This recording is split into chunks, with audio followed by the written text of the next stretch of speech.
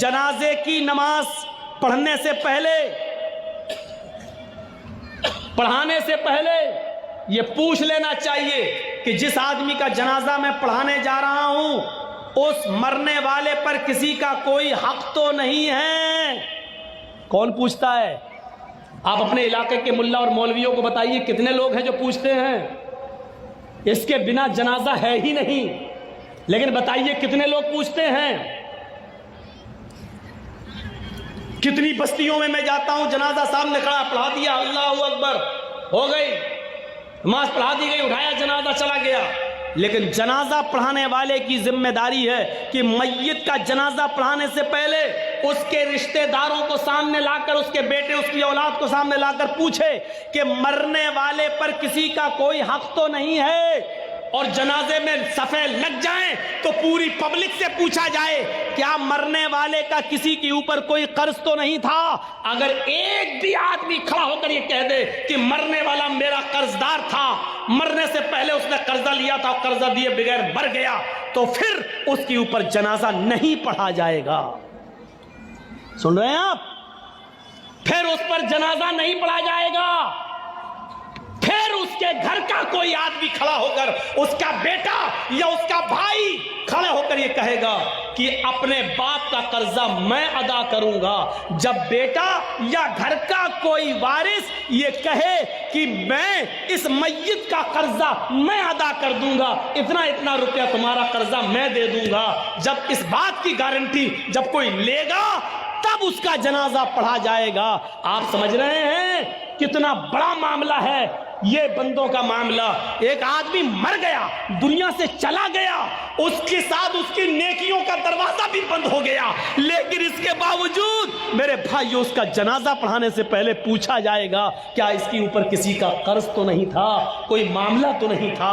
اور اگر نکل گیا تو اس کا جنازہ نہیں پڑھایا جائے گا جب تک کہ اس کے رشتہ دار یہ نہ کہیں کہ اس کا قرضہ یا اس کا معاملہ میں ادا کر دوں گا۔ میرے پیارے ساتھیو ذرا تصور کیجیے،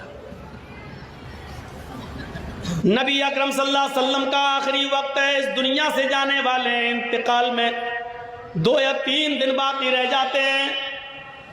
آپ فرماتے ہیں لوگوں اگر میرا کسی کے اوپر کوئی قرض ہو تو وہ آج لے لے، قیامت کے دن میں نہیں دے سکتا۔ انتقال سے 2-3 دن پہلے لوگوں اگر میرے اوپر کسی کا قرض ہو تو وہ 2-3 وہ مجھ سے لے لے۔ ایک صحابی اٹھتے ہیں اور کہتے ہیں کہ اللہ کے نبی میرے 3 درہم ہیں آپ کے پاس۔ اللہ کے نبی صلی اللہ علیہ وسلم نے ایک صحابی کو حکم دیا کہ 3 درہم اس کے ادا کر دیے جائیں۔ اس صحابی نے اسی وقت ان کے 3 درہم دے دیے۔ آپ نے فرمایا لوگوں جب میری روح قبض عنصری سے پرواز ہو جائے، جب میرا انتقال ہو جائے تو میری نماز جنازہ سے پہلے پوچھ لینا کسی کا کوئی قرض تو نہیں ہے، کسی کا کوئی قرض تو نہیں ہے۔ اگر کوئی ملتا ہے تو اس کا قرض ادا کر دیا جائے، اس کے بعد میرا جنازہ پڑھایا جائے اور پھر مجھے قبرستان میں دفن کر دیا جائے۔ مجھے غور کیجئے میرے بھائیو، یہ وہ ہستی کہہ رہی ہے جس کے لیے ہم مقام محمود کی دعا کرتے ہیں ہر نماز کے، ہر اذان کے بعد۔ اور اس کا حال یہ ہوا کہ اللہ کے نبی صلی اللہ علیہ وسلم کا جب انتقال ہوا تو پوچھا گیا کوئی قرض تو نہیں تھا؟ جواب کہیں سے نہیں ملا۔ سب سے پہلے ابو بکر صدیق نے آپ کی نماز جنازہ پڑھی، پھر عمر فاروق نے نماز جنازہ پڑھی، پھر عثمان غنی نے نماز جنازہ پڑھی، پھر حضرت علی نے پڑھی۔ مسئلہ یاد رکھنا، اللہ کے رسول کی نماز جنازہ جماعت کے ساتھ نہیں ہوئی، اللہ کے نبی کی نماز جنازہ کسی نے نہیں پڑھائی۔ حجرے میں تھے، ایک ایک کر کے لوگ آتے گئے، پڑھتے گئے۔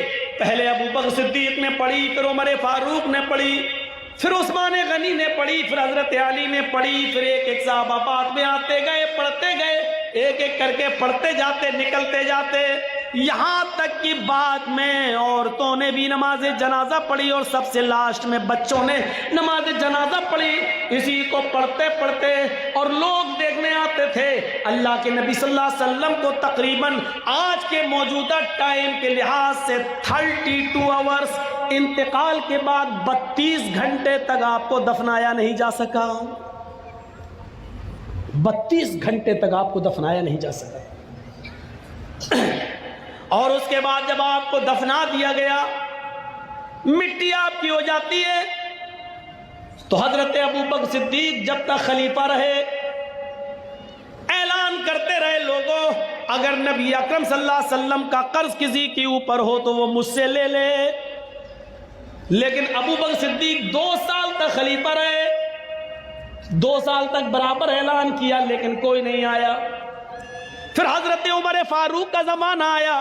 حضرت عمر فاروق کے پورے 10 سال تک اعلان ہوتا رہا, اگر نبی اکرم کا قرض کسی کے اوپر ہو, اگر کسی نے نبی کو قرض دیا ہو اور اس کا قرض باقی ہو تو وہ عمر سے آ کر لے لے.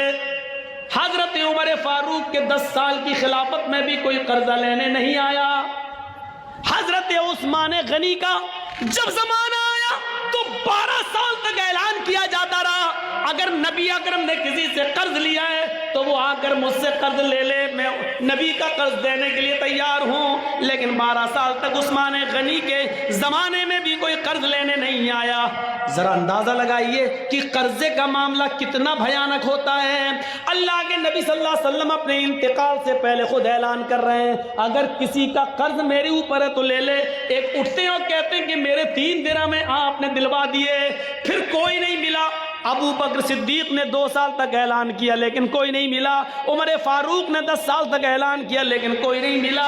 عثمان غنی بھی کہتے رہے کہ نبی کا قرض کسی کے اوپر ہو تو مجھ سے لے لے, لیکن 12 سال تک کسی نے کوئی قرض نہیں مانگا.